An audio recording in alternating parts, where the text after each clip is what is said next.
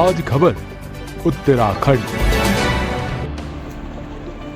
उत्तराखंड प्रदेश के बागेश्वर जिले के सैनिक कल्याण विभाग में तैनात कर्नल सुबोध शुक्ला 50,000 रुपए की रिश्वत लेते हुए रंगे हाथों विजिलेंस टीम द्वारा गिरफ्तार किए गए, जिस पर पूर्व सैनिक संगठन के अध्यक्ष शमशेर सिंह बिष्ट ने खेद जताया है। उन्होंने कहा है कि इस प्रकार के भ्रष्ट अधिकारी सेना की छवि को खराब करने का काम कर रहे हैं। भ्रष्ट अधिकारियों के खिलाफ हो कठोर कार्रवाई।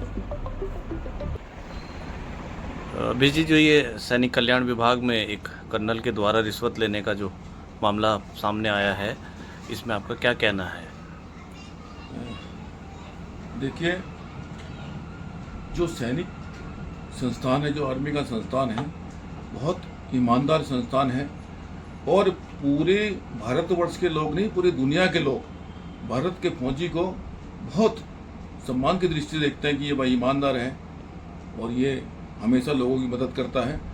लेकिन जो ये बागेश्वर का मामला जो रिश्वत का आया है, बहुत शर्मनाक है पूरे सैनिकों के लिए। और सैनिक कल्याण विभाग के जितने भी अधिकारी वगैरह हैं, उन पे भी थोड़ा सा एक छवि उनकी भी खराब होती है। तो जिस प्रकार से मेरे संज्ञान में जो आया है यहाँ पे कि बागेश्वर के अंदर में एक कल्याणकर्ता होता है सैनिक कल्याण में, और ये उपनल के माध्यम से ये वहाँ पे लगाए जाते हैं और 11 महीने का इनका एग्रीमेंट होता है। 11 महीने के बाद इनका रिन्यूअल होता है। उस रिन्यूअल के एवज में जो वहाँ पे जो अपने डॉक्टर हैं कर्नल सुबोध शुक्ला जी जो थे, उन्होंने इसमें पैसा मांगा है। देखिए, जहाँ तक सुबोध शुक्ला जी की बात है, मैं इनको पर्सनली भी जानता था। ये पहले हल्द्वानी में थे, उसके बाद इनको चमोली भेजा गया। चमोली में भी वार्ता करी सैनिकों से, वहाँ के सैनिकों ने मुझे कुछ बताया। उसके बाद ये बागेश्वर में गए।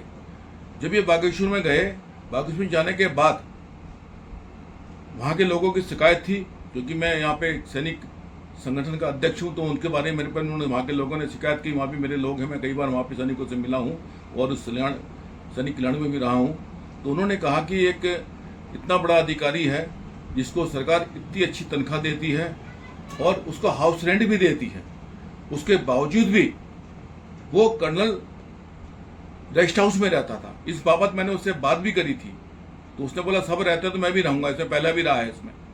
तो इस प्रकार से जो सैनिक कल्याण को संस्थान को जो ऐसे अधिकारी हैं जिनके नाम से हमारे दूसरे अधिकारी भी बदनाम हो जाते हैं, जो ईमानदार अधिकारी हैं, तो जो इसने 50,000 रुपये रिश्वत जो मांगी है, सुना है कि 90,000 मांग रहे थे और 50,000 में इनका सौदा तय हुआ है और उसमें उनको गिरफ्तार किया गया है। तो मेरा इसमें कहना ये है कि ऐसे अधिकारी को जिसके नाम से सेना में धब्बा लगता है, किसी सूरत में बख्शा नहीं जाना चाहिए। इससे हमारे और जो लोग हैं वो भी बदनाम होते हैं। और जब इसको ऐसी सजा मिलेगी तो आने वाले जो भी ऐसे कोई 1-2 अधिकारी, फौज में ऐसे नहीं होता, फौज में सब अच्छे अधिकारी हैं, सब लोग ईमानदार होते हैं, तो उससे उनकी भी छवि खराब होती है। फौज में जो एक सामान्य फौजी अफसर में और सिपाहियों में होता है या नीचे के रैंकों में होता है, वो हमेशा बने रहना चाहिए। लेकिन इन सुबोध शुक्ला जी से नीचे के सैनिक भी बहुत खराब थे, नाराज थे, इनसे बहुत नाराज थे। हल्द्वानी के भी नाराज थे, चमोली वाले बहुत नाराज थे, वहां इन्होंने बदतमीजी करी, और यहाँ भी बहुत नाराज थे, लोगों को तंग करते थे। तो जब फौजी किसी को भी इस तरीके से फंसाता नहीं है, ना से काम करता है, जब नाक से ऊपर पानी हो जाता है, जब इतना दबाव किसी में आ जाता है कि दिन रात सोचने को मजबूर हो जाता है, उसकी नौकरी पे बात आती है, उसकी रोजी रोटी पे बात आती है, उसके बच्चों के पेट में लात लगती है, तब उसे ये कदम उठाना पड़ता है। और ये उसने कदम उठाया है। इस कदम से मैं समझता हूँ सैनिक कल्याण के सभी लोगों को एक सीख लेनी चाहिए कि जो अधिकारी लोग हैं, जितने भी हमारे कर्मचारी लोग हैं, उन अधिकारी कर्मचारियों में बहुत अच्छा समन्वय होना चाहिए और सरकारी अधिकारियों को नीचे वालों की बात को समझना, उनकी भावना को समझना चाहिए और नीचे वालों ने ऊपर का सम्मान करना चाहिए।